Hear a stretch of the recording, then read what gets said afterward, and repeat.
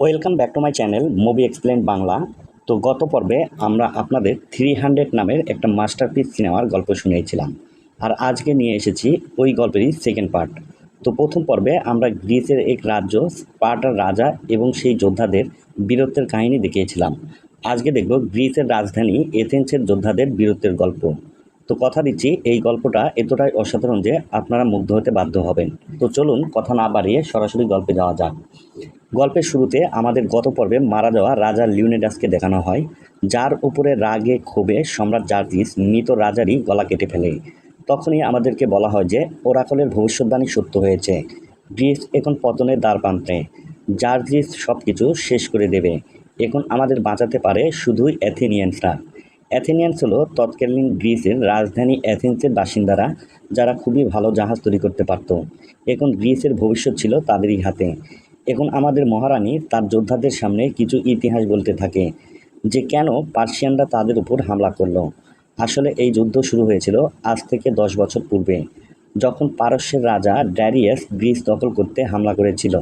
তখন সমুদ্রপথে এক লম্বা সফর করে তারা এসেছিল লাখ লাখ যোদ্ধা নিয়ে, কিন্তু তখন অ্যাথেনিয়ান যোদ্ধারা তাদের চেয়েও 3 গুণ বেশি এই পার্সিয়ান যোদ্ধাদের সাথে ভয়ঙ্কর যুদ্ধে লিপ্ত হয়েছিল গ্রিসকে বাঁচানোর জন্য। অ্যাথেনিয়ানদের সেনাপতি ছিল থেমিস্টোক্লিস, যার অসাধারণ যুদ্ধনীতির কারণে তারা সমুদ্র সফর করে ক্লান্ত পার্সিয়ান সৈনিকদের যুদ্ধের জন্য প্রস্তুত হওয়ার আগেই তাদের উপর ভোরবেলা এলোপাতাড়ি হামলা করে দেয়। থেমিস্টোক্লিস নিজের অসাধারণ বীরত্বের সাথে সেদিন লড়াই করে মাটিতে পা দেওয়া সকল পার্সিয়ান যোদ্ধাদেরকে হারিয়ে দেয়। আর এই সব কিছুর মধ্যেই থেমিস্টোক্লিসের সামনে একটা বিশাল সুযোগে সে হাজির হয়। সে তার সামনে দূর থেকে একটা জাহাজে দাঁড়িয়ে থাকা রাজা ড্যারিয়াসকে দেখতে পায়। এই সুযোগটা লুফে নিয়ে থেমিস্টোক্লিস রাজার দিকে তীর ছুঁড়ে মারে। এটা দেখে রাজা ড্যারিয়াসের ছেলে ছুটে আসতে থাকে তার বাবাকে বাঁচাতে, কিন্তু কোনো লাভ হয় না। থেমিস্টোক্লিসের তীর একদম রাজা ড্যারিয়াসের বুকে বেঁধে যায়। সেদিন যুদ্ধের ময়দানে বৃষ্টি নামে, কিন্তু এই বৃষ্টির মাঝেও আগুন জ্বলতে থাকে রাজা ড্যারিয়াসের ছেলে জার্জিসের বুকে। থেমিস্টোক্লিস আজ নিজের অজান্তেই একটা বিশাল ভুল করে ফেলেছে। তাকে আরেকটা তীর বিঁধিয়ে দিতে হতো জার্জিসের বুকে, কিন্তু সে পারেনি। তাই গ্রিসকে তার এই ভুলের চরম মূল্য দিতে হয়েছিল। এদিকে রাজা ড্যারিয়াস মৃত্যুশয্যায় পড়েছিল। দুনিয়া থেকে বিদায় নেওয়ার আগে রাজা তার সকল আর্মি জেনারেলদের সাথে কিছু বার্তা দিতে চাইত। এই জন্য প্রাসাদে ডেকে আনা হয় রাজার নৌ কমান্ডার আর্তেমিসিয়াকে। রাজা ড্যারিয়াস আর্তেমিসিয়ার উপর অনেক ভরসা করত, তাকে নিজের মেয়ের মতো ভালোবাসত, কারণ এই মহিলা রাজাকে এর আগেও অনেক যুদ্ধে জয় ছিনিয়ে এনে দিয়েছিল। তাই আজ মৃত্যুর আগে রাজা আর্তেমিসিয়াকে দায়িত্ব দেয় তার ছেলেকে ডেকে রাখার জন্য। আর ড্যারিয়াস তার ছেলেকে সতর্ক করে দেয় যে, বাবা, আমি যে ভুল করেছি সেটা যেন তুমি করিও না। গ্রিকদের নিজেদের মতো থাকতে দাও, ওদের সাথে কখনোই যুদ্ধে যেও না, ওদেরকে কেবলমাত্র দেবতারাই হারাতে পারবে। এ কথা শুনে আর্তেমিসিয়া রাজার বুক থেকে তীর টেনে বের করে, আর সাথে সাথে রাজা সেখানেই মৃত্যুবরণ করে। এই ঘটনার পরে রাজার ছেলে জার্জিস প্রচণ্ড কষ্টে 7 দিন ধরে কান্না করেছিল। আর 8ম দিনে আর্তেমিসিয়া প্রথমবার জার্জিসকে বলে যে তোমার বাবা তোমাকে শুধু একটা সতর্ক বার্তাই দেয়নি, তোমাকে একটা চ্যালেঞ্জও দিয়েছে। রাজা বলেছিলেন গ্রিকদের নাকি কেবলমাত্র দেবতারাই হারাতে পারবে, তাহলে তুমিই হবে আমাদের নতুন এক দেবতা। এরপর আর্তেমিসিয়া লেগে যায় জার্জিসকে দেবতা বানানোর কাজে। সে সারা দুনিয়া থেকে জাদুকর আর তান্ত্রিকদের ডেকে নিয়ে আসে, আর তাদের রিচুয়াল মেনে জার্জিসকে নগ্ন অবস্থায় মরুভূমিতে ছেড়ে দেওয়া হয়। আর এই সব রিচুয়াল পালন করতে গিয়ে জার্জিস মরুভূমির মাঝে এক ভয়ঙ্কর গুহার খোঁজ পেয়ে যায়, যেখানে দৃষ্টি আর আত্মাবিহীন একদল তান্ত্রিক বসবাস করত, যারা ছিল শয়তানের একনিষ্ঠ পূজারী। জার্জিস তাদের কাছে নিজের আত্মা সমর্পণ করে দেয়, আর নিজের আগের সত্তাকে বলি দিয়ে দেয় শয়তানের কাছে। যার ফলে সে যখন বেরিয়ে আসে তখন সে ছিল সম্পূর্ণ একটা পাথরের মূর্তির মতো মসৃণ, যার শরীরে কোনো লোম ছিল না, যার ভেতরে মানুষের কোনো অংশ ছিল না, কারণ জার্জিস দেবতা রূপে পুনর্জন্ম হয়েছে। এসব কিছু দেখে আর্তেমিসিয়া সেই সব মানুষদেরকে মেরে ফেলে যারা একসময় জার্জিসের বন্ধু ছিল, তার পরামর্শদাতা ছিল, যারা জার্জিসকে কোলে পিঠে করে মানুষ করেছিল। তারা সবাই আর্তেমিসিয়ার ক্ষোভের শিকার হয়, কারণ আর্তেমিসিয়া চাইতো না যে জার্জিস কখনো তার অতীত জীবনের কথা মনে করুক। এছাড়াও সে জার্জিসকে নিজের কথা মতো চালানোর জন্য এসব কিছু করেছিল। এরপর সম্রাট জার্জিস নিজের দেবতা রূপে প্রথমবার রাজ্যবাসীর সামনে গিয়ে দাঁড়ায়, আর সে আর্তেমিসিয়ার প্ল্যান মোতাবেক গ্রিসের বিরুদ্ধে আবারও যুদ্ধ ঘোষণা করে দেয়। এই খবরটা অ্যাথেন্স পৌঁছানোর সাথে সাথে রীতিমতো অ্যাথেন্সের সংসদে মারামারি লেগে যায়, কারণ একদল কাউন্সিলর চাইতো যুদ্ধ করে গ্রিসকে রক্ষা করতে, তো আরেক দল চাইতো পার্সিয়ানদের সাথে আলোচনা করে সমাধান বের করতে। এইসবের মাঝে সেখানে থেমিস্টোক্লিস উপস্থিত হয়ে সবাইকে থামিয়ে দেয়। সে বলে যে এখন আমাদের যুদ্ধের ময়দানে লড়তে হবে, সংসদে নয়। জার্জিস এখন গ্রিসের সামনে দাঁড়ানো একটা ভয়ঙ্কর হিংস্র নেকড়ের মতো, ওর সাথে আলোচনা করে কোনো সমাধান করা যাবে না। ও নিজের বাবার হত্যার প্রতিশোধ নিতে গ্রিসকে দখল করতে আসছে, ও আমাদের পায়ের নিচে পিষে ফেলতে আসছে। আমাদের সকল রাজ্যকে একত্রিত হতে হবে। আরাগাস, কলিন্স, মেগারা, অ্যাথেন্স, এমনকি স্পার্টাকেও এই যুদ্ধে সামিল হতে হবে। তখনই একজন কাউন্সিলর বলে যে আপনি কি স্পার্টানদের কাছে সাহায্য চেয়েছেন? ওরা না থাকলে কিন্তু আমরা কখনোই জিততে পারবো না। তাই থেমিস্টোক্লিস বেরিয়ে পড়ে স্পার্টানদের সাহায্য চাইতে। এদিকে জার্জিস যখন তার দূতকে রাজা লিউনিডাসের কাছে পাঠিয়েছিল, তখন তো রাজা তাকে কুড়োয় ফেলে মেরে ফেলেছিল। তাই এদিকে যুদ্ধে যেতে থাকা জার্জিসকে আর্তেমিসিয়া এসে খবর দেয় যে তোমার পাঠানো দূতের তো কোনো খবর পাওয়া গেল না, হয়তো রাজা লিউনিডাস দূতের কথায় রাজি হয়নি। এটা শুনে রাজা জার্জিস বলে যে কোনো ব্যাপার না, একবার আমাদের জাহাজ গ্রিসের তীরে পৌঁছালে আমি নিজে স্থলপথের জন্য যুদ্ধের নেতৃত্ব দেব। ওদেরকে বুঝিয়ে দেব আমার বাবাকে মারার জন্য আমি গ্রিসকে এখনও ক্ষমা করিনি।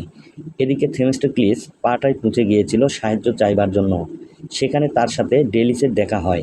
ডেলিস এখানে সেই 300 জনকে তৈরি করছিল যারা রাজার সাথে যুদ্ধে শহীদ হতে চায়। এদিকে থেমিস্টোক্লিস দেখা করে রানীর সাথে। সে রানীকে অনুরোধ করে বলে যে আপনাদের যত যুদ্ধজাহাজ আছে ওগুলো আমাদেরকে দিয়ে দিন। থেমিস্টোক্লিস রানীকে কথা দেয় যে স্পার্টানরা যদি তাকে সাহায্য করে তাহলে পার্সিয়ানদের হারানো অনেক সহজ হয়ে যাবে। কিন্তু রানী বলে যে রাজা লিউনিডাস গিয়েছে ওরাকলের সাথে যুদ্ধের পরিকল্পনা করতে, তারা তখনই যুদ্ধে যেতে পারবে যখন ওরাকলেরা তাদেরকে অনুমতি দেবে। অনুমতি ছাড়া যেহেতু যুদ্ধে যাওয়া যাবে না, তাই হতাশ হয়ে থেমিস্টোক্লিস ফিরে চলে আসে। এদিকে গ্রিসের এক যুদ্ধবন্দীকে ধরে নিয়ে আসা হয় আর্তেমিসিয়ার কাছে, আর সেই বন্দী চিৎকার করে সব পার্সিয়ানদের বলতে থাকে তোরা সবাই কাপুরুষ, তোরা যুদ্ধ করার জন্য একজন গ্রিক মহিলার কমান্ড মেনে চলিস। এখানে আমরা জানতে পারি যে আর্তেমিসিয়ার জন্ম হয়েছিল গ্রিসে, কিন্তু কিছু ভয়ানক ঘটনার কারণে সে পারস্যে চলে আসে, আর এখন সে শুধু গ্রিসের ধ্বংস দেখতে চায়। যাই হোক, আর্তেমিসিয়া সেই বন্দীকে মেরে ফেলে, আর সে জানতে পারে যে রাজা লিউনিডাস নাকি মাত্র 300 সৈনিক নিয়ে বেরিয়ে পড়েছে স্থলপথে যুদ্ধ করার জন্য। তাই আর্তেমিসিয়া ভেবেছিল যে সমুদ্রপথ দখল করা এখন তার জন্য অনেক সহজ হয়ে যাবে, কারণ স্পার্টানরা না থাকা মানে গ্রিসের শক্তি অর্ধেক কমে যাওয়া। তো এই জাহাজে আবার একজন এথেনিয়ান গুপ্তচর ছিল, আর তার কথাবার্তা শুনে আর্তেমিসিয়া তাকে ধরে ফেলে। কিন্তু সৌভাগ্যবশত সেই গুপ্তচর সবাইকে মেরে এথেন্সে পালিয়ে আসতে সক্ষম হয়। সাইলাস নামে সেই গুপ্তচর তার ছেলে ক্যালিস্টোকে সাথে করে নিয়ে এসেছিল থেমিস্টোক্লিসের সাথে দেখা করতে। সে থেমিস্টোক্লিসকে জানায় যে জার্জিসের সমুদ্রপথের যুদ্ধ সামলাচ্ছে আর্তেমিসিয়া নামের এক গ্রিক মহিলা। ও খুবই ভয়ঙ্কর এক কমান্ডার, সমুদ্রের বুকে যুদ্ধ করার ওর অনেক অভিজ্ঞতা রয়েছে। কিন্তু এখানে সবাই কৌতূহলী ছিল যে একজন গ্রিক মহিলা আর্তেমিসিয়া কিভাবে পারস্যের এত বড় কমান্ডার হলো। তখনই আমাদেরকে জানানো হয় যে আজ থেকে প্রায় 30 বছর আগে গ্রিসের এক রাজ্যে পার্সিয়ানদের সাথে যুদ্ধ হয়েছিল। সেই যুদ্ধে গ্রিসের কিছু রাজাকার যারা পার্সিয়ানদের কাছে বিক্রি হয়ে গিয়েছিল, তারা গ্রিসের সেই রাজ্যে ভয়ঙ্কর ধ্বংসলীলা চালায়, আর সেই রাজাকারেরাই আর্তেমিসিয়ার বাবা মাকে মেরে ফেলে আর তাকে রক্ষিতা বানিয়ে অনেকদিন ভোগবিলাসে পাত্র বানিয়ে রাখে। আর এক পর্যায়ে মৃত্যুর জন্য মেয়েটাকে রাস্তায় ফেলে যায়। সেদিন একজন দয়ালু পার্সিয়ান দূত আর্তেমিসিয়াকে উদ্ধার করে পারস্যে নিয়ে যায়, আর এই লোকটা ছিল সেই দূত যে কিনা গিয়েছিল লিউনিডাসের কাছে। তো যাই হোক, 30 বছর অতীতে এই দূত আর্তেমিসিয়াকে যুদ্ধবিদ্যার প্রশিক্ষণ দিয়েছিল, আর ধীরে ধীরে আর্তেমিসিয়া হয়ে ওঠে রাজা ড্যারিয়াসের এক বিশ্বস্ত সৈন্য, যে তার সৌন্দর্য আর যুদ্ধবিদ্যা দিয়ে যে কাউকে ঘায়েল করতে পারত। এভাবে ধীরে ধীরে বিশ্বস্ততা অর্জন করতে করতে একসময় রাজা ড্যারিয়াস তাকে নৌবাহিনীর কমান্ডার বানিয়ে দেয়। এছাড়াও সাইলাস বলে যে স্পার্টানরা যুদ্ধের জন্য অনুমতি নিতে গিয়েছিল, কিন্তু ওরাকল নাকি তাদেরকে অনুমতি দেয়নি। তাই এখন স্থলপথে রাজা লিউনিডাস কেবলমাত্র 300 জন যোদ্ধাকে নিয়ে এগিয়ে যাচ্ছে পার্সিয়ানদের 3 লাখ সৈন্যদের মোকাবিলা করতে। এই দুঃসংবাদ শুনে থেমিস্টোক্লিস বলে ওঠে যে তাহলে গ্রিসের ধ্বংস হবার মাঝে কেবলমাত্র রাজা লিউনিডাস আর তার 300 যোদ্ধা বাকি রইল। এরপর থেমিস্টোক্লিস তার সৈন্যদের তাঁবুতে চলে যায়, যেখানে গিয়ে সে সৈন্যদের প্রস্তুত করতে থাকে। কিন্তু তখনই সে দেখে যে সাইলাসের ছেলে ক্যালিস্টো এসেছে যুদ্ধ করার জন্য। থেমিস্টোক্লিস যুবক ছেলেটার দেশপ্রেম দেখে অবাক হয়ে গিয়েছিল। তো যাই হোক, সে তার সৈন্যদের থেকে জানতে পারে যে তাদের কাছে মাত্র 50টা জাহাজ রয়েছে। ভিন্ন ভিন্ন রাজ্য থেকে মাত্র 60টা জাহাজ পেয়েছে তারা, বাকি সবগুলোই তাদের তৈরি। তারা বুঝতেই পারছিল না যে মাত্র 50টা জাহাজ দিয়ে কিভাবে তারা পার্সিয়ানদের হাজার হাজার যুদ্ধ জাহাজের সাথে লড়াই করবে। কিন্তু থেমিস্টোক্লিস বলে যে যুদ্ধ কখনো সৈন্য বা জাহাজ দিয়ে করা হয় না, যুদ্ধ করা হয় হিম্মত আর সাহস দিয়ে। এদিকে আর্তেমিসিয়া জানতে পারে যে অ্যাথেনিয়ানসরা মাত্র 50টা জাহাজ নিয়ে তাদের উপরে হামলা করতে আসছে। তাই সে ভেবেই নিয়েছিল যে এই হাতে গোনা মাত্র কয়েক জাহাজগুলো তাদের কমান্ডার ভান্ডারি ধ্বংস করে দিতে পারবে। তো যথারীতি আর্তেমিসিয়া তার কমান্ডার ভান্ডারিকে 150টা যুদ্ধ জাহাজ দিয়ে পাঠিয়ে দেয় সমুদ্রে যুদ্ধ করার জন্য। এদিকে থেমিস্টোক্লিস তার 50টা জাহাজ নিয়ে বেরিয়ে পড়েছিল, আর সে চিৎকার করে সবাইকে বলছিল, আজকের যুদ্ধ আমাদের জিততেই হবে, নয়তো ঘরে ফেরা যাবার মতো কোনো ঘর, কোনো দেশ আমাদের থাকবেই না। তাই আজকে নিজের জন্য, নিজের পরিবারের জন্য আর নিজের দেশের জন্য সর্বোচ্চ শক্তি দিয়ে লড়াই করো। আর ফাইনালি তাদের এই ছোট ছোট 50টা যুদ্ধ জাহাজের মুখোমুখি হয় কমান্ডার ভান্ডারির বিশাল 150টা জাহাজ। থেমিস্টোক্লিস জানতো যে পার্সিয়ানদের জাহাজগুলো সামনের দিক থেকে শক্তিশালী হলেও মাঝের দিকটা অনেক দুর্বল। তাই তারা তাদের জাহাজের মাঝ বরাবর হামলা করার সিদ্ধান্ত নেয়। আর চোখের পলকে উত্তাল সমুদ্রে গ্রিক সাম্রাজ্যের সাথে যুদ্ধ শুরু হয়ে যায়। আর এখানে থেমিস্টোক্লিসের অসাধারণ দক্ষতায় তাদের মাত্র 50টা জাহাজ দিয়ে তারা একের পর এক পার্সিয়ান জাহাজগুলো ধ্বংস করে দিতে থাকে। সেদিনের যুদ্ধে তারা বীরত্ব আর সাহসিকতার পরিচয় দিয়ে জয় হাসিল করে নেয়। আর এটা ছিল সেই যুদ্ধ যেটা স্থলে দাঁড়িয়ে প্রথম দিন রাজা লিউনিডাস ও তার সৈন্যরা দেখছিল। এদিকে প্রথম দিনে হেরে গিয়ে আর্তেমিসিয়া জানতে পারে যে তাদের 73টা জাহাজ ধ্বংস হয়ে গেছে। 30টা জাহাজ ভাসতে পারলেও সেটা কখনো যুদ্ধে যেতে পারবে না, আর 20টা জাহাজকে কোনো রকমে পুনরায় মেরামত করা সম্ভব। এসব কথা শুনে রেগে মেগে আর্তেমিসিয়া তার সেই যুদ্ধের কমান্ডার ভান্ডারিকে সমুদ্রে ডুবিয়ে মেরে ফেলে। এখন পরের দিন যুদ্ধের জন্য আর্তেমিসিয়া তার আরেকজন জেনারেল কাসানিকে দায়িত্ব দিয়ে দেয়। আর এদিকে থেমিস্টোক্লিস তার সৈন্যদের বীরত্বের প্রশংসা করতে থাকে। কিন্তু সে জানতো যে আর্তেমিসিয়া আগামীকাল আরও দ্বিগুণ শক্তি নিয়ে তাদের উপর হামলা করবে। তাই সে সেনাদের সব রকম পরিস্থিতির জন্য প্রস্তুত থাকতে বলে। তো এখন পরদিন ঝড় তুফান থেমে গেলে শান্ত সমুদ্রে জেনারেল কাসানি তার 200 জাহাজ নিয়ে বেরিয়ে পড়ে থেমিস্টোক্লিসের যোদ্ধাদের ধ্বংস করে দিতে। আর যথারীতি এবারও তারা মাঝ সমুদ্রে একে অপরের মুখোমুখি হয়। কিন্তু এবার থেমিস্টোক্লিস ভয় পেয়ে তাদের জাহাজ পিছনের দিকে যেতে থাকে। এটা দেখে জেনারেল কাসানি আরও দ্রুত তার জাহাজগুলো নিয়ে তীরের দিকে এগিয়ে যেতে থাকে। আসলে এসব কিছু ছিল থেমিস্টোক্লিসের একটা প্ল্যান। কারণ ঘন কুয়াশার মধ্যে কাসানি কিছু দেখতে না পেয়ে তার জাহাজগুলো বিশাল বিশাল পাহাড়ের মাঝে নিয়ে যায়। আর এখানে পাহাড়ের সাথে সংঘর্ষে কাসানির অনেকগুলো জাহাজ ধ্বংস হয়ে যায়। সাথে সাথে পাহাড় থেকে লাফিয়ে থেমিস্টোক্লিসের সৈন্যরা জেনারেল কাসানির সৈন্যদের উপর হামলে পড়ে। এখানেও ধ্বংসপ্রায় জাহাজগুলোর উপরে গ্রিক সৈন্যদের সাথে পার্সিয়ান সৈন্যদের এক ভয়ঙ্কর লড়াই হয়। আর লড়াইয়ের এক পর্যায়ে সাইলাস নামের সেই লোকটা তার যুবক ছেলের মুখোমুখি হয়ে যায়। সে তো অবাক হয়ে গিয়েছিল, কারণ তার ছেলে কাউকে কিছু না বলে এই ভয়ঙ্কর যুদ্ধে এসেছে। তো যাই হোক, সেদিনের যুদ্ধেও তারা জেনারেল কাসানিকে মেরে জয়লাভ করে। সেদিন রাতে অ্যাথেনিয়ান যোদ্ধারা অনেক খুশি ছিল। তারা ভেবেছিল যে তারা এবারের যুদ্ধ জিতে যাবে।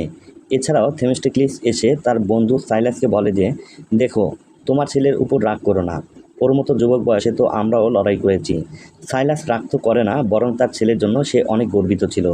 তো যাই হোক, সেদিন রাতে একটা ছোট্ট নৌকাতে করে একজন দূত এসেছিল থেমিস্টোক্লিসের সাথে দেখা করার জন্য। দূত বলে যে কমান্ডার আর্তেমিসিয়া থেমিস্টোক্লিসের সাথে কিছু কথা বলতে চায়, তাই আমি থেমিস্টোক্লিসকে নিতে এসেছি। এই কথা শুনে যোদ্ধারা কেউ তো তাদের জেনারেলকে যেতে দিতে রাজি হচ্ছিল না। কিন্তু থেমিস্টোক্লিস সাহস দেখিয়ে একাই চলে যায় আর্তেমিসিয়ার সাথে দেখা করতে।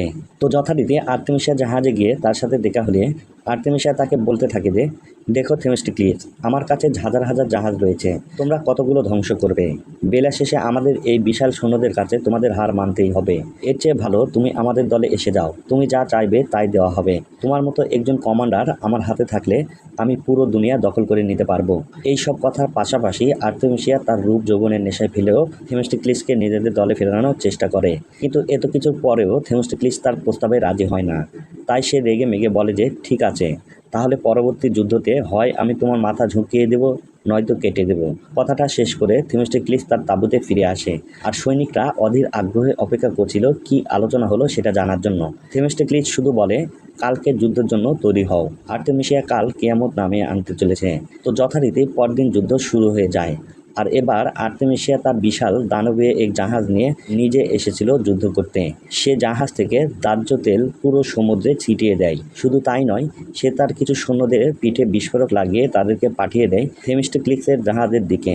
সাথে সাথে তীরন্দাজের মাধ্যমে সেই আত্মঘাতী হামলাকারীদের মারার অনেক চেষ্টা করে। কিন্তু আজকের এই ভয়ঙ্কর যুদ্ধে তীরের আঘাতে সাইলাস বিধ্বস্ত হয়ে পড়ে আর সে তার ছেলেকে বলে যে বাবা, শেষ নিঃশ্বাস পর্যন্ত যুদ্ধ চালিয়ে যাও। এদিকে আর্তেমিসিয়া যুদ্ধে ফেলে দেওয়া সেই তেলগুলোতে আগুন জ্বালিয়ে দেয়। মুহূর্তেই পুরো সমুদ্র যেন জাহান্নামে পরিণত হয়ে যায়। আর এই সব কিছু দেখে থেমিস্টোক্লিস কৌশলে সেই তেলবাহী জাহাজটাই বিস্ফোরিত করে ধ্বংস করে দেয়। কিন্তু ততক্ষণে একজন আত্মঘাতী সৈন্য থেমিস্টোক্লিসের জাহাজে উঠে পড়েছিল।